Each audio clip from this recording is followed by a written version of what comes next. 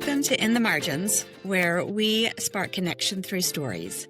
I'm your host, Laura Lynn Donahue, and each week I invite guests to step outside the lines and into the margins with me. You'll hear the untold stories, the stories of risk and reward, of triumph and trial, and everything in between. Thanks for joining me. Let's dive in.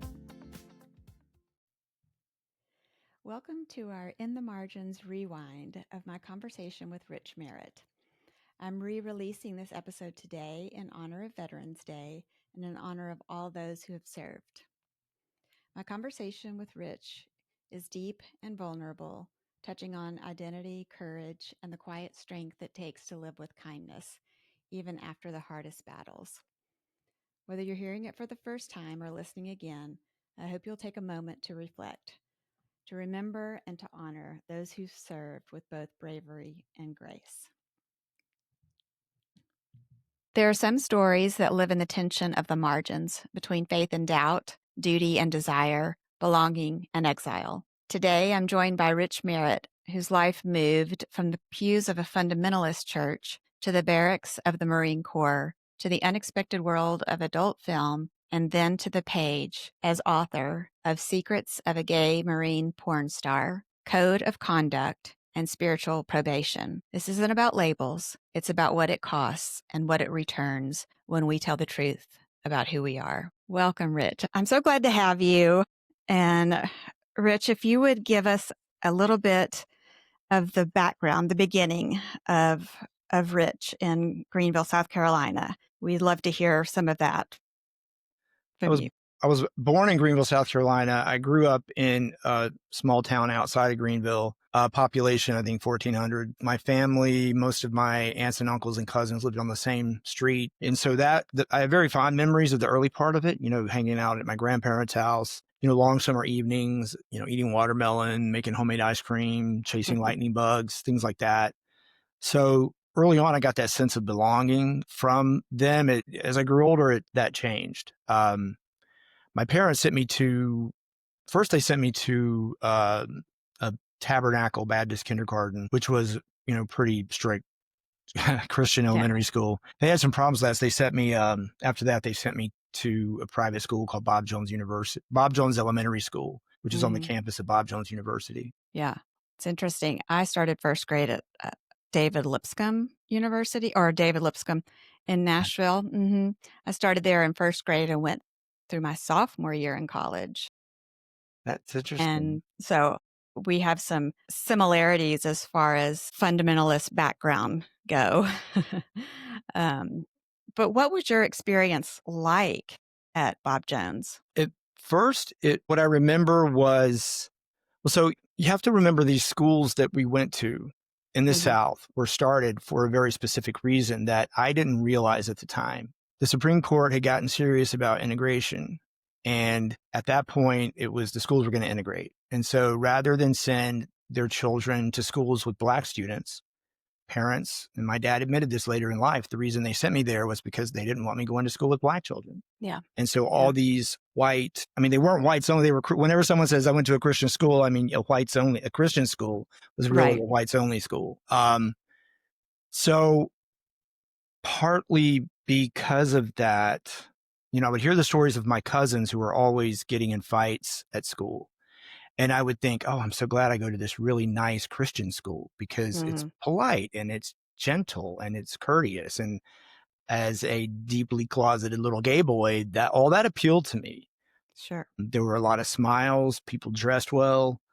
So all that phony artificiality I liked. It wasn't until growing up, getting my teenage years, and then in decades of therapy now, realizing how harmful that was to me. Yeah.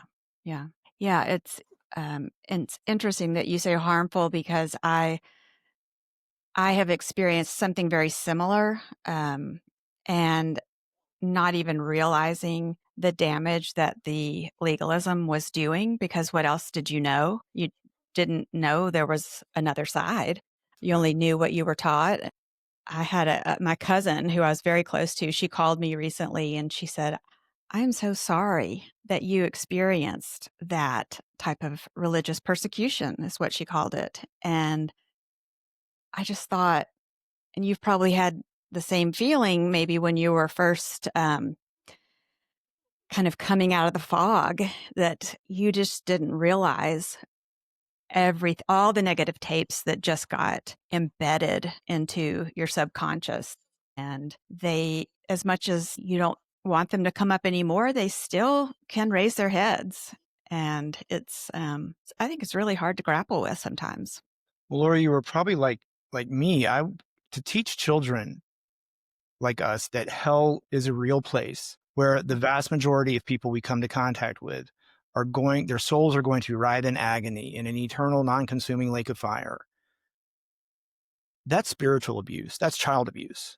Yeah. And I Yeah. believed it. Unlike, the other kids, I don't know. I don't know what they were thinking, what they were believing. I internalized every bit of what that meant. Yeah. And Yeah. to say that we're really supposed to go out and convert them so that they don't, but really, do these preachers really care about these other souls? I never got the sense they did.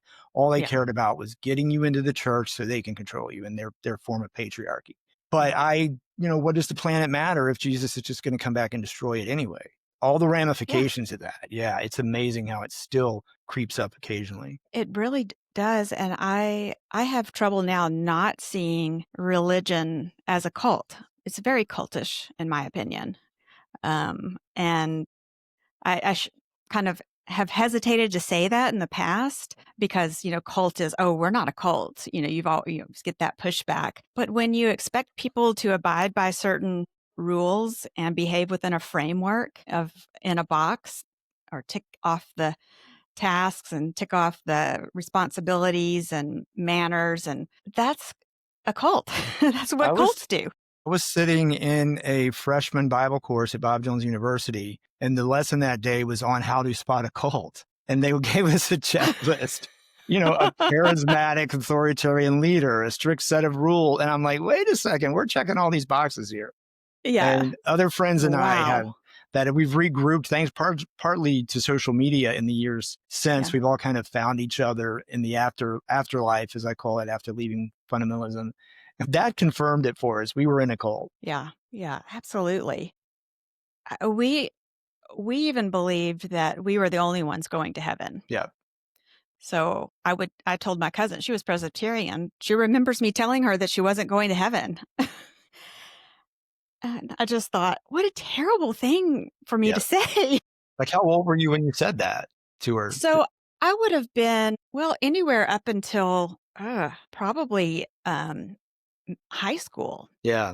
We were children and we were going Yeah. up to people in New York City. They took us on a mission trip and we would go up to strangers on the street in Brooklyn and Queens and just say, Mm. excuse me, if you died tonight, do you know where you would spend eternity?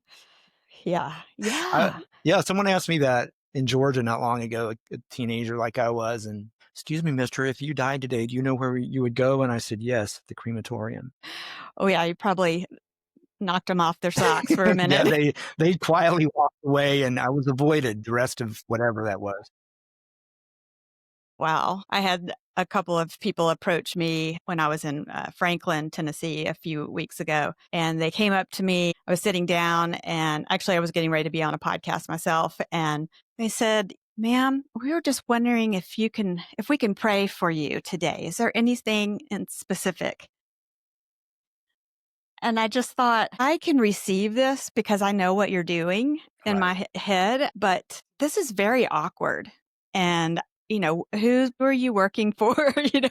Who has you out doing this? And I told them, pray for me to be on the podcast, and so that's Yeah. what they did. But it was just unnerving in a sense. Yeah. And, me and my polite Southern attitude was very amenable, I guess, to what they were offering to me at the time. Part of it's awkward is because I still recognize myself in that. Part of my past, like you said, you went to your cousin and told her she was going to hell. And I did that. And that child or that teenager coming up to me, I still, I'm like, wow, that was me. And look how awkward I made people. Getting past that is the work of a lifetime. Yeah, I agree. Um, it's Did you find that just the general perfectionism with your legalism, just seeped into almost everything that you did? Absolutely. Because, we talk about cults like they're a bad thing, but, you know, Right. my escape from the cult of Bob Jones University was to join another cult, the Mhm. Marine Corps. Right. At least the Marine Corps, you get paid for being there. My platoon commander is when I became an officer and I went to the basic school at Quantico, Virginia, Mhm. or just first reporting to active duty. My platoon commander there looked at my record and said, "Oh, you went to Bob Jones University."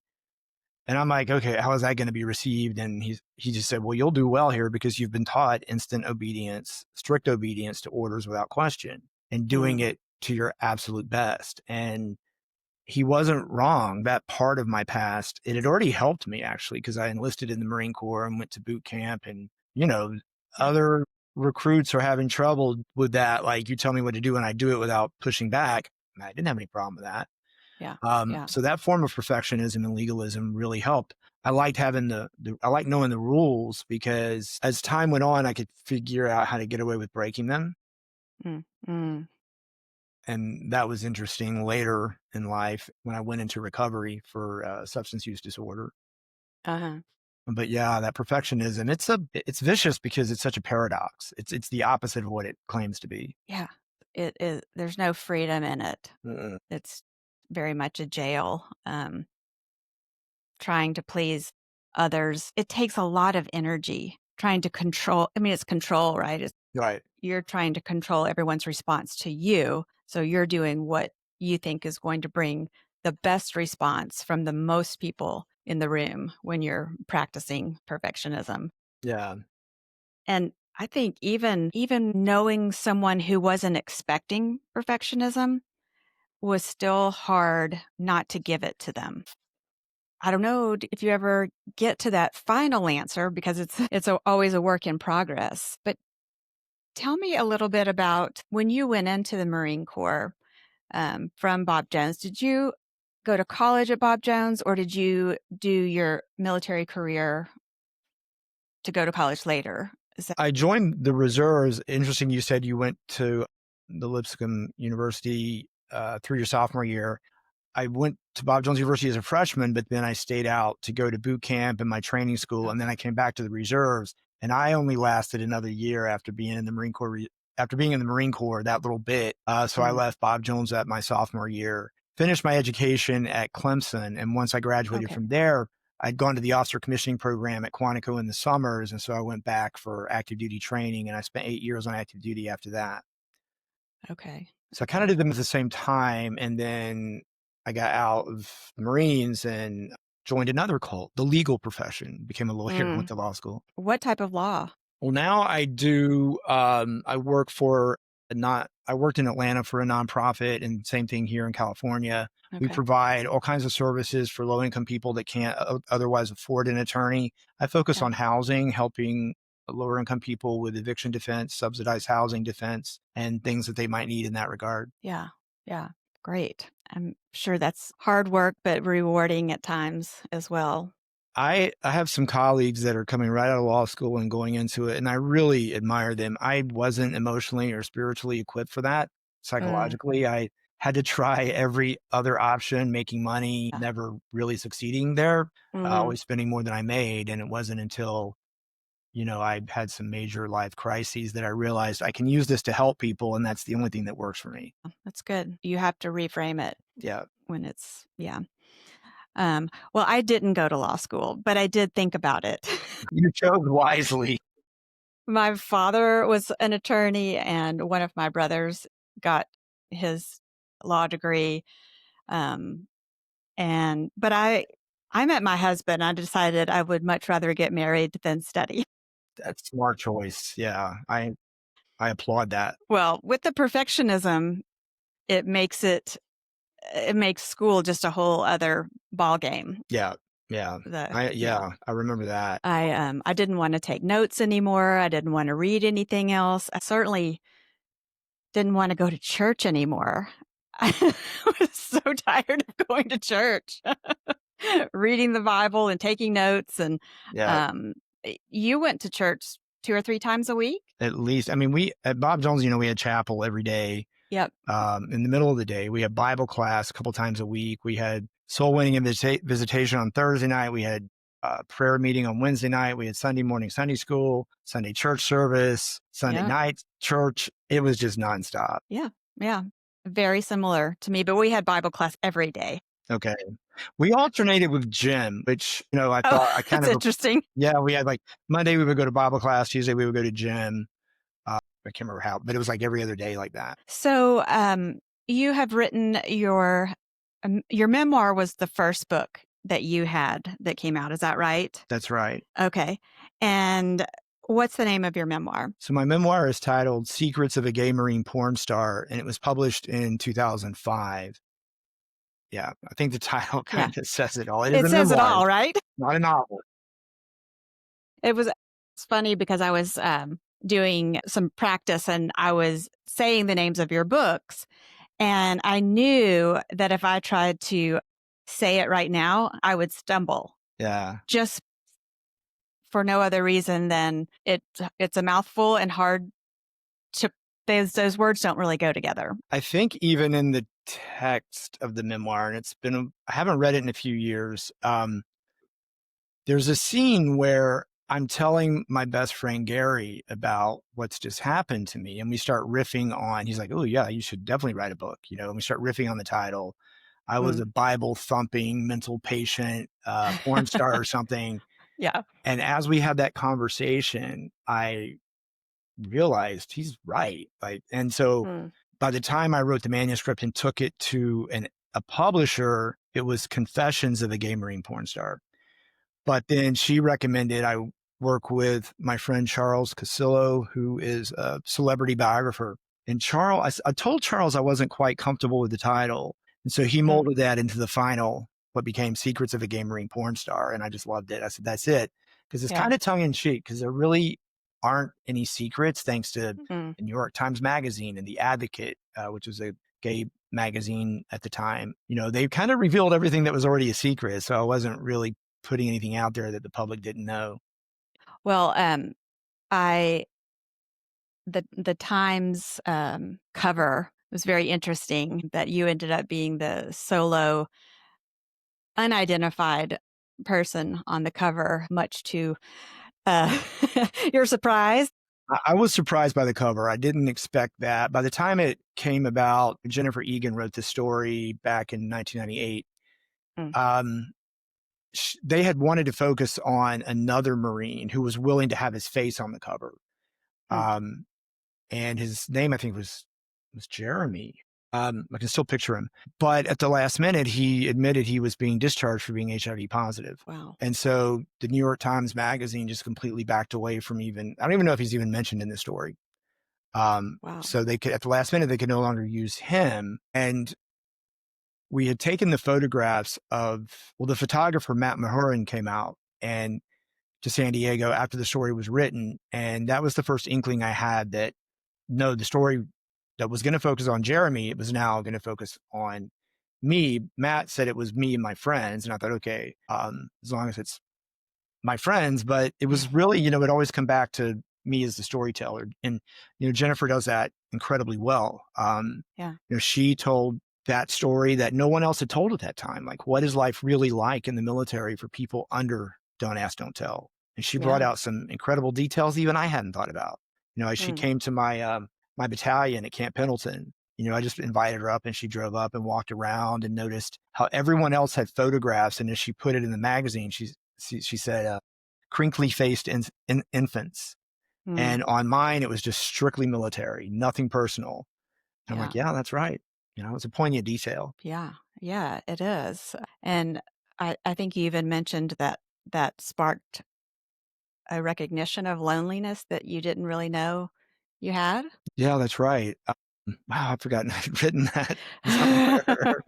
It was, because she talks about the title was Uniforms in the Closet. And she got that title from, I had friends at the time named Chris and Chris. They were a couple. One was in the Navy, one was in the Marine Corps. And we went over to their house. I think we did we, we did something at their house and she saw Mm. their uniforms lined up. And that's where she got the idea for the title. Okay.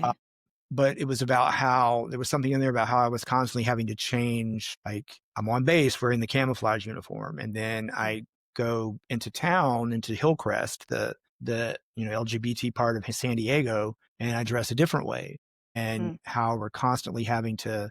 Well, she actually, at one point, she called me a chameleon, and at the time I took that as a compliment. I'm not sure that's how she meant it, but I saw it as, yeah, I'm able to change my skin in order to survive in whatever environment I find myself in. But Yeah, that makes I'm never really being fully myself to anybody, and that's very lonely. that is very lonely, I agree. It's a lot of hard work.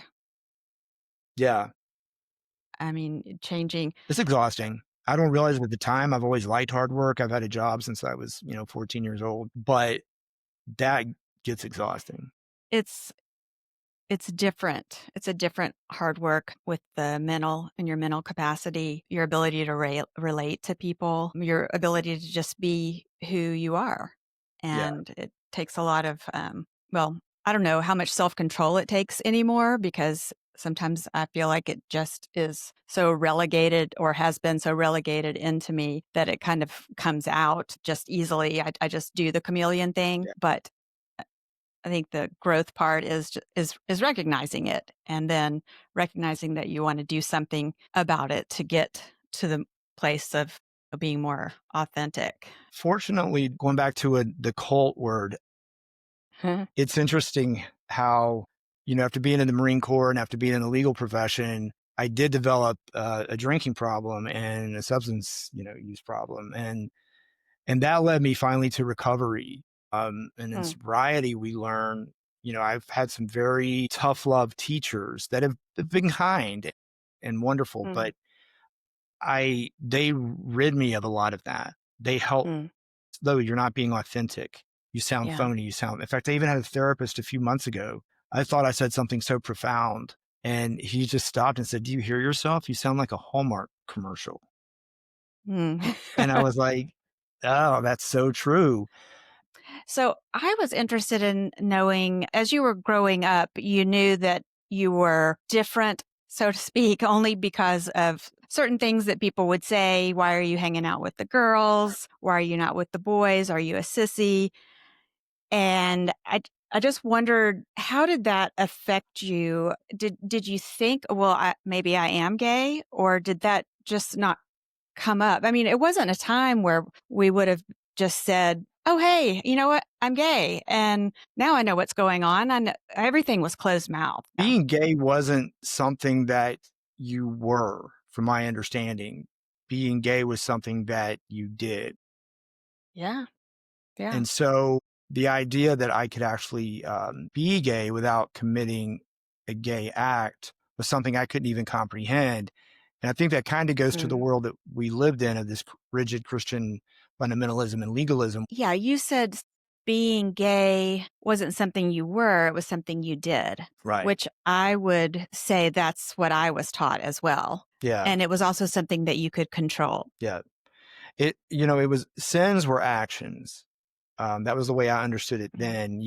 You couldn't sin unless you had committed an act, that, as we were taught. And if I had never had right. gay sex or acted on a gay impulse, then I couldn't be gay. I couldn't be homosexual. I couldn't have committed the sin of being gay.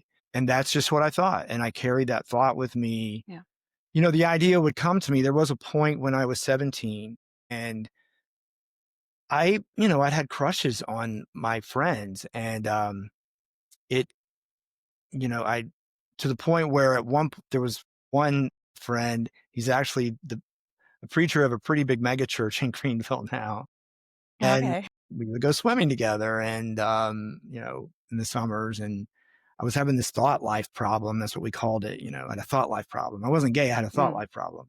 gotcha. Um, and I was on my way across the campus to talk to one of the deans, one of the deans I actually liked. And I was going to tell him I thought I might be having these thought life problems about this guy. Mm, And I just got this idea. I was walking across the campus, and there's a Bob Jones Sr. and Bob Jones Jr. and their wives are buried in the middle of that fountain on the front of wow. campus. So I was literally walking past his grave, and it was like, I heard this voice, "Do right," which to me meant, that was one of his sayings, but to me, it Mm, meant you can do this on your own. And at uh, that point, thank God I heard that, because I Yeah. turned around and went back to school, back to my, I probably went home at that point because I think it was the end of the day. Yeah. But yeah, that was the closest I ever came to thinking that I might be different in that way. But then as time went on, more and more people were, I was developing crushes on these guys, and Yeah. I was telling myself that I wasn't gay, but yet I was exhibiting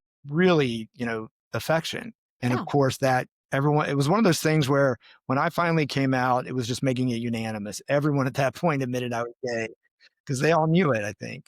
Yeah. So Yeah. once in a while, then like I would tell, when I've told my parents, my mom she couldn't believe it, but I'm like, really? Of all people, how can the mother not know? Yeah. Yeah. So was that when you were in the Marines, that Yeah, you when came out? when I came out, I had, yeah, I was stationed overseas. I was in Okinawa, Japan. Mm. Um, I'd already actually hooked up sexually with a couple of guys at that point, but I was either drunk or I was experimenting. That was what I was telling myself. Sure. And Yeah. then when I met this other lieutenant and we hooked up on base in Okinawa, at that point I was like, I can't really deny this anymore. And Mm. what I felt, and I was about to leave there to come back to the United States to Camp Pendleton in California. And I thought, this might be the perfect opportunity to explore what this is. And Yeah. at that point, I've never looked back. And so how did you tell your fundamentalist family? That was in a letter, and it was I didn't want to tell them while I was in the Marine Corps because, what I was telling myself was, well, they'll worry about me, don't ask, don't tell was the law now. And even by telling them, if they wanted to tell the authorities, I could get kicked out of the military. So, but no, I was already out of the Marines because the New York Times Magazine had already happened. Okay. Okay. And I was anonymous in that, but then I got out of the Marines. I was discharged about 2 months later, just normal schedule, honorable Yeah. discharge. And then the Advocate was doing a story about who was this anonymous Marine, and they were going Oh, to right. name me. And I thought, well, at that point, it might get around and back to my parents. So I need to tell them. But I wrote them a letter and Okay. waited for them to call me, which they did. And, we had a very awkward conversation about it on the phone. And that was it. That was how I came Yeah. out to them. And they didn't disown you. No, they told me they loved me, or my father told me he loved me. Mhm. My mother was just crying in the background, Yeah. Yeah. wondering how I could choose to do this to her. Yeah, it's interesting how our decisions make it about somebody else Yeah. when it's not. That happens. When you were in the Marine Corps and you were gay, you had a group of friends that were also gay, or they were heterosexual and gay, or I just wondered how you like maneuvered that situation, if you will, Yeah. especially with don't ask, don't tell, which I think some people thought was a good thing. Yeah. Maybe the people who weren't gay. Well, Bill Clinton, after Yeah. the New York Times Magazine and I went to law school, one of my professors, my constitutional law professor, asked me to talk to the class about it. Uh, And I was explaining to her the way we lived and what happened. And at the end of it, she's like, no wonder Bill Clinton thinks don't ask, don't tell is a good idea. That's how he lives his own life. mm, And when mm, you're a powerful man like that, you can't. But when you're, rank and file, you can't. You've got to do all these things to cover it. And you're going to eventually mm, slip. Like even like you talk all this talk about pronouns, yeah. and people on the right making a big deal of it. I remember having long conversations with my gay friends on base, and we would Mm, switch all the pronouns to like the guys we were interested in. We would refer to them as she. That was just the way we lived our lives back then. yes. Survival. Yeah. Well, I thought the story, of you being on the cover of Times Magazine, the way that all it seemed to just the story you appreciated the journalist and the way she told the story. Jennifer Egan, is that what you said? She was a freelance writer.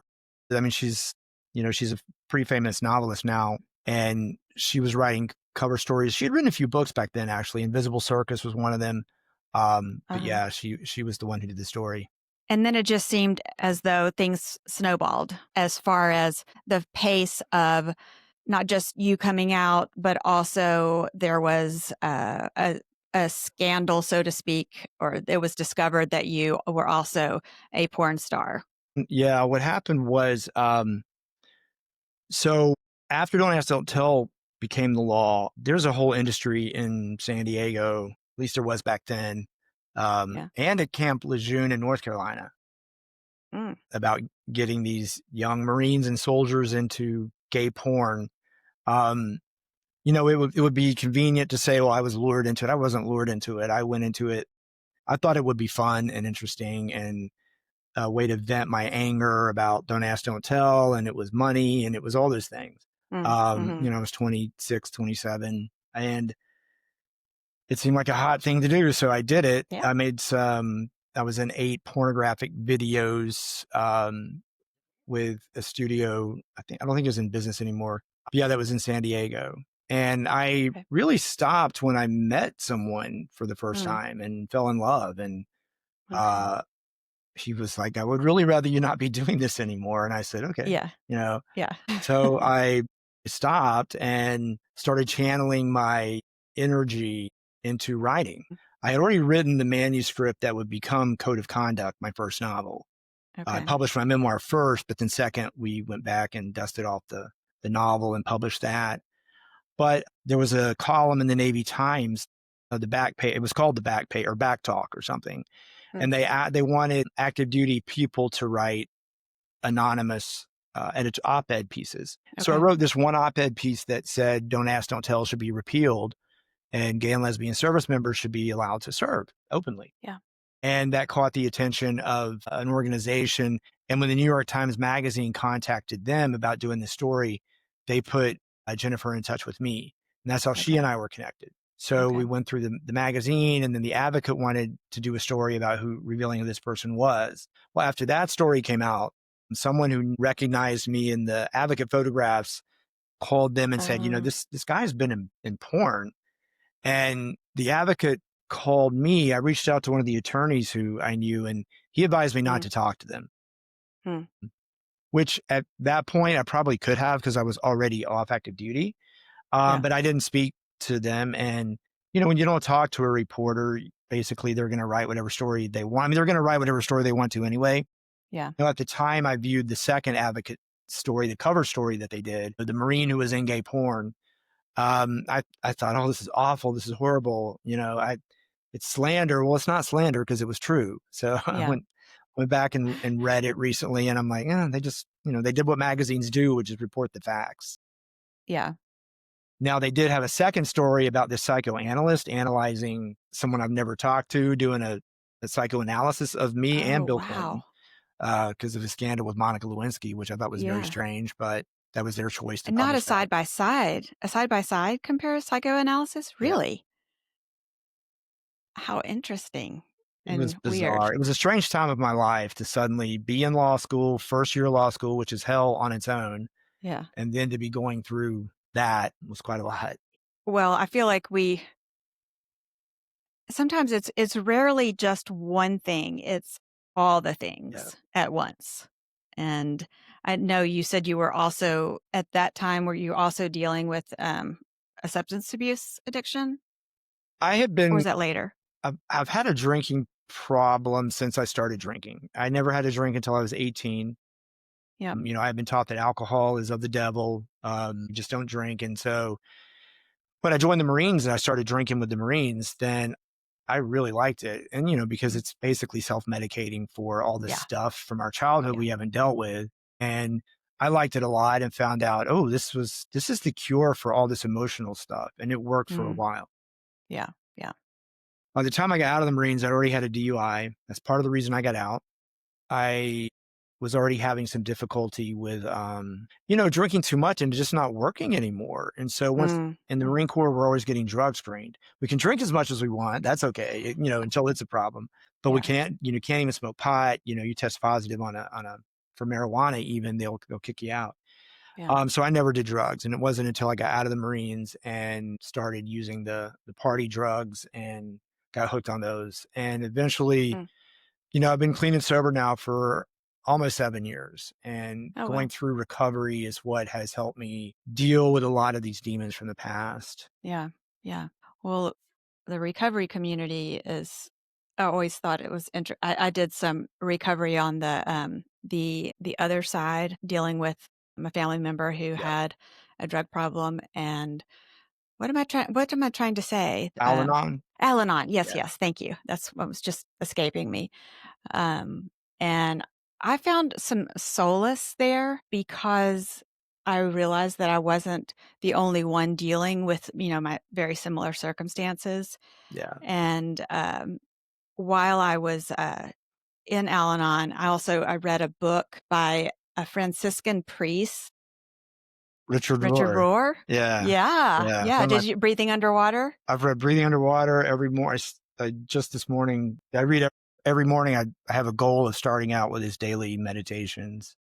Yeah, he's pretty amazing. Boy, he is Yeah. amazing. He and Richard Nowen, I Okay. think, Yeah. saved me. Well, so Nowen is Rohr's mentor, or Okay. Nowen has passed away, but Okay. he's the one that taught me about being beloved, Yeah. period. Yeah. It's interesting that what I read this morning said, Richard Rohr wrote that sin, it isn't what we do. It's the illusion of being separated from the divine. Mm. And it's so opposite of what we were taught as children. We're not Yeah, separate. Liberation is, we are liberated. We are one with the divine. And the yeah. process of liberation is coming to understand that. And that's what the whole thing in the Garden of Eden was about, was taking that fruit of the knowledge of good and evil, was the human race. Most religions, other religions get this better than Christianity does. That moment was separating, as Rohr teaches, into dualism.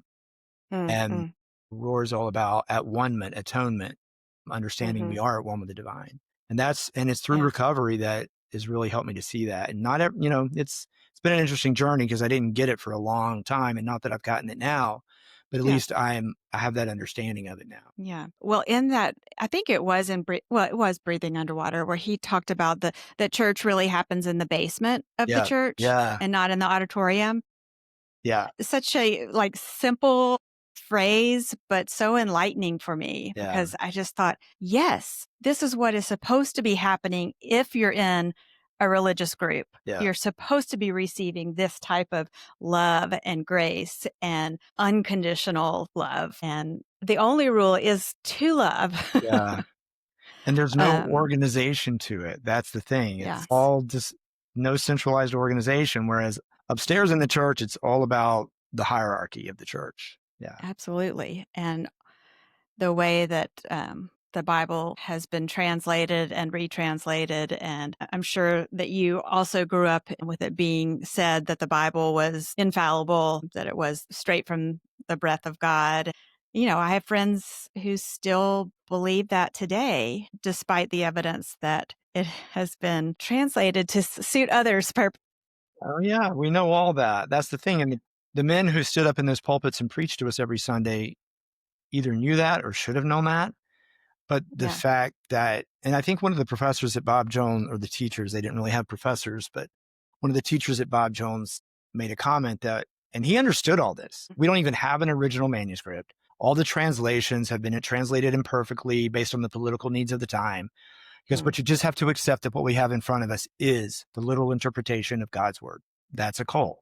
That is the that's a cult. definition of cult. That is a cult.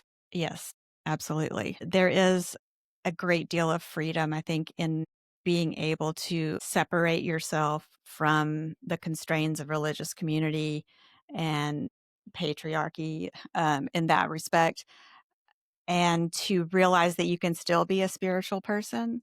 I think being a spiritual person, being a truly spiritual person, requires a rejection of all of that. Hmm.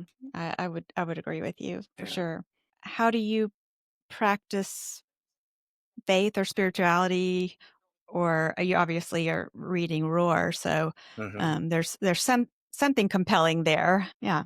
Yeah, like tomorrow morning at 4:30 in the morning, I'm going to go running with a friend. He's former military officer himself. He's gay, he's in recovery, and we'll run 4 miles around this dry creek bed as the sun comes up over Mm, this 10,000 feet mountain right here. That is a spiritual experience to me, having that mm, sense of community. And then like this morning, I went to a 12-step meeting at at 5:30, and I was in a room of, just in the last 6 months since I moved here, a dozen or more people. 4 or 5 of them have become close friends, like brothers to me, because we Wow. all have this shared past, and that is spirituality, that connection, understanding that there is, I don't have any idea what's beyond me, but there is something, and knowing that I feel that by connecting with people. Yeah. And everything I was taught in fundamentalism is separation. That to me is Yeah. sin. That separation. We are separate from Mm, everyone else on this planet because we have this religious creed that's bigotry. yeah. And that's what I've had to reject in order to attain any sense of spirituality. I've found it to be to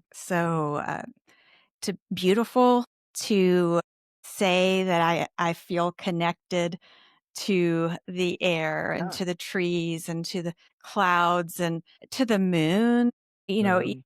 just because I just have, I don't understand how it, even if God made every single thing and, in 7 days, and if you went that route, how could it not have been created to work together? Right. I mean, and how it happened, I care so little about that now. It's like in Yeah. this moment Yeah. right now, it can work together. It can be perfect, to use that word that we kind of started off like how we're getting away from. But, Right. and it's hard to say that when, I work with, I just left the courthouse this morning in a really Mm, trying to help some people with a really sad situation. So I'm mm, not about to tell them that the world is perfect. No yeah. way. But there is something harmonious. I'm in a place now where I get to recognize that and hopefully use what I've learned and experienced to help other people. Well, I think that's wonderful. Um, You're such an interesting person, so Well, thank you. enjoyable to talk to. I know what I thought of while we were talking. You mentioned your upcoming book, which I don't know about. Do you want to Okay. share anything about what you've got coming up? Yeah, you one of the questions you had asked me was about the difference between writing memoir and fiction. Yes, And yes. which gives me more freedom. I mean, Mm, memoir to me is about people, and people have mm, lives, and lives are messy. A novel is about characters, and characters have a story arc that can be controlled, or is linear, more linear, sure. I should say. The story that I wanted to tell this time, I chose to write it as fiction, but it is somewhat autobiographical because it does end it begins where my memoir ended. Okay. We talk about religion, and I've heard this a few times from religious leaders. The Dalai Lama, for one, the only religion he practices now is kindness. Mm, But yeah, kindness is the only religion. And I look back and I read my memoir now, and one of the difficulties that I have with it is I wasn't always as kind as I wish I'd been. And I mm, just felt like the best way to do that going forward, I can be mean to some fictional characters, meaner than I can to actual real people. yeah. Yeah. So it is fictional. I didn't really want to write about some of the relationships that I had because they're very personal to me, Mm, people I'm mm-hmm. still friends with. So to create new characters out of composite characters I've known, I also talk at the end about recovery, and that is anonymity, as you know. Mm, So those fictional characters are based on composite stories that I've dealt with over the years that I'm familiar with. So yeah. my upcoming novel is called Trials of a Legal Junkie. Mm, And it's about a character that just can't seem to quit practicing law uh-huh. as much as he wants to, keeps coming back to it. But at the end, the epiphany is law is service. And Mm, this can be a path for someone. yeah. It's also an opportunity to express kindness. Yes, that's what I try to do with it. Yeah. Sometimes fall short, but yeah. I loved what you said about the Dalai Lama, that kindness is his religion. Doesn't it seem like it would be a whole lot simpler if everybody's religion was that?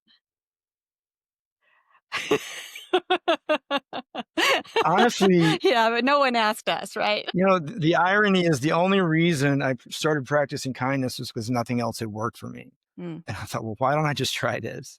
And yeah, selfishly, I found out that the kinder I became, the more I got what I wanted, which was really love, affection, yeah. companionship, community, and then along the way, admiration and respect. That came later. But kindness over time equals courage. It's not Mm, easy in the beginning, but the longer I go being kind, the more I realize it doesn't mean I'm a doormat. It doesn't Yeah. mean I'm an idiot. I follow Ma Jaya said, practice compassion, not Mm. idiot compassion. Yeah. And that's true. Yeah, you just let people take advantage of you. Yes. Being walked over, walked on can be a consequence of not paying enough attention to Yeah, the yourself. type of kindness. And Yeah. kindness is kindness to oneself as well. Absolutely. Yeah. Yeah, I agree. And so I don't think I realized that you just recently moved from, Atlanta to California. So you're in the San Diego area is what you said, right? Used to live in San Diego. Now Oh, okay. I live in the Coachella Valley. Are you enjoying that, I'm being loving it. there? Yeah, Oh, I'm good. loving it. Good. I miss my Good. friends. I have some wonderful relationships in Atlanta that I'm looking forward to reconnecting with in a few weeks. But yeah, Great. I love it here. Great. Well, I'm glad. A question that I like to ask is, what would you go back and tell your younger self? So apart from going back and saying, don't worry, you're on the right track and they're the Yeah. ones who are wrong and they will prove themselves wrong. Mhm. What I would tell myself is do not hand the reins of your life over to your ego because every time you do, it's going to go off the Mm, rails. mm, Now, mm. would I have listened to my older self? I would be like, no, who's this old man? Quit Yeah. talking. I'm going to do what I'm going to do. But yeah, that's the key. I mean, ego gets a bad rap, but it's always there. It's an Yeah. illusion, as Rohr teaches, I think. But when you hand your life over to it and start serving your own ego, you're on a path to destruction. Yes, that's what creates all the Inauthenticity, authoritarianism. Yeah, authoritarianism. Yeah. authoritarianism, that's the word I was looking for. I know it was a really wonderful conversation. I really Oh, great. appreciated it. I think we cover the liberation, the freedom. That's the most important part. Yeah, I agree. You taught one of your first things you talked about exile.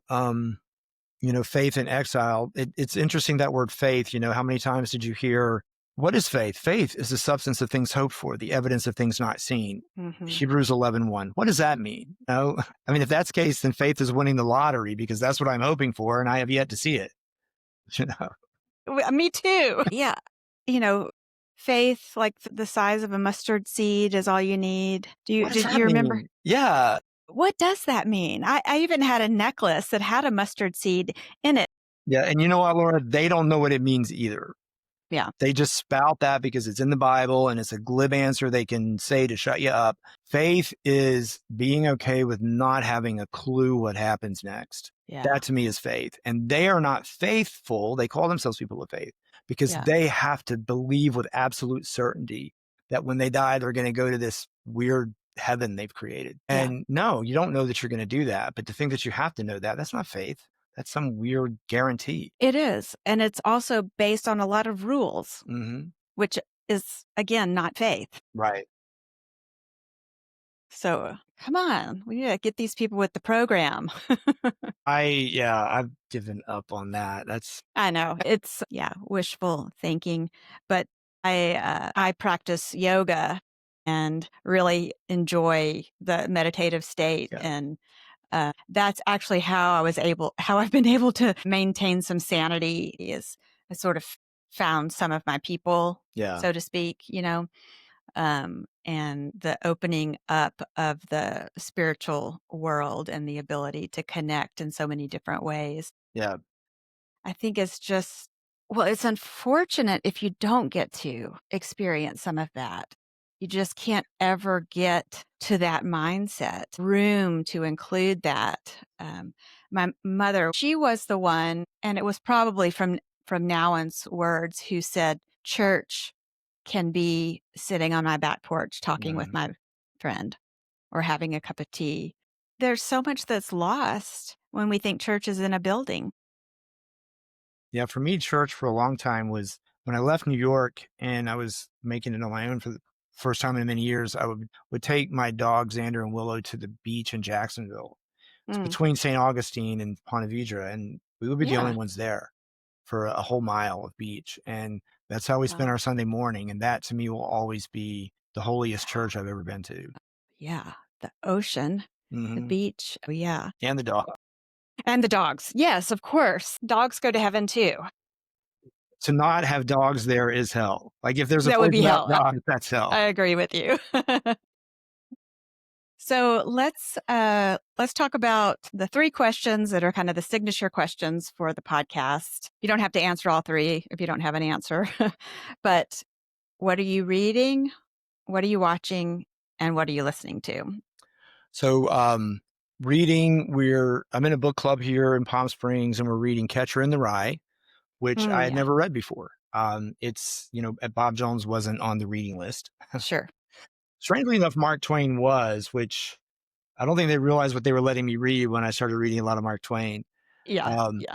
but I find I'm gravitating to sci-fi, which I never Mm, did as a kid, but I love it now. mhm, I'm watching, I think Foundation is on Apple, Andor is on Disney. So I'm really liking the ancient themes of, what Joseph Campbell taught about. You see mm, those especially in the George Lucas world. He was a big yeah, influence, those yeah. mythical themes. And then what I'm listening to lately, I just listen to a lot of music. My favorite DJ is in Nashville. Brian Norwood. He's got a bunch of Oh, mixes out. So I'm just going back through and listening to all of them. I just like his music. It's got a rhythm to it, but it's kind of, soothing and chill. yeah, yeah. That's great. Well, I have a problem with the one, what are you listening to? Because it's generally podcasts. I've I hate to say this, but last year I was addicted to all the news and political podcasts, Yeah, and I haven't paid a bit of attention to the news since November 5th, 2024. good for you. Yeah. I found I'm much happier, much more at peace. Once in a while I'll catch something, like release the Epstein files. I know what that means. Yes, yes, But staying a little a little current. bit, but not Yeah, immersed in it like I was. yeah. Well, my psychiatrist prescribed me no news. Um, and so actually maybe she said 30 minutes a day. I don't even I I think might get 5, but she probably said 3. I think 3 is good. she probably said 3. Yeah.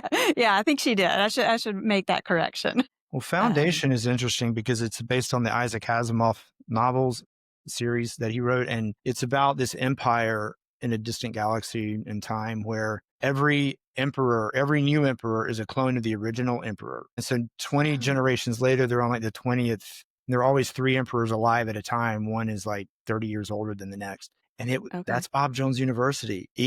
Wow. It was Bob Jones Sr., Bob Jones Jr., Bob Jones III. They were all supposed to be clones of the original until my friend Oh, Bobby wow. Jones IV Interesting. came along, and he lives in quiet anonymity with his husband somewhere Okay. in the South. He Yeah. broke the mold. Yeah. He's one of my dearest friends today. I love that That's guy. wonderful. Yeah. Yeah, good. Well, thanks again. It's just really been a pleasure to talk to you and hear your story and feel some kinship, some camaraderie in our legalism and Yeah. We have a some lot in background. common. And that's Yeah. spirituality is community and finding that Yeah. commonality in the background and being on the same path going forward. Well, thanks again. I hope you have a great rest of your day, and You I'll look forward to too. seeing you in Atlanta. Yeah, that'll be nice to meet you in person. Great. Yeah, same. All right. Take care, Rich. All right. Bye. Bravery isn't only medals and milestones. Sometimes it's choosing honesty in the in between. If you're listening from a liminal space between faith and freedom, loyalty and truth, may Rich's story remind you you're not alone. Thanks for joining us on In the Margins. Have a great day. Thanks for joining us in the Margins. You can find us on Spotify, Apple Podcasts, YouTube, and wherever you get your podcasts. Our social media handle is at Podcasting in the Margins on Instagram and Facebook. And please stay connected. Like, follow, and share our podcast. What you do can help our podcast be successful. In the Margins is produced and edited by Dawn Donahue. Our guest liaison is Kim Orendor, and we're supported with gratitude by W Brand Publishing, where your story matters. Thanks for joining us.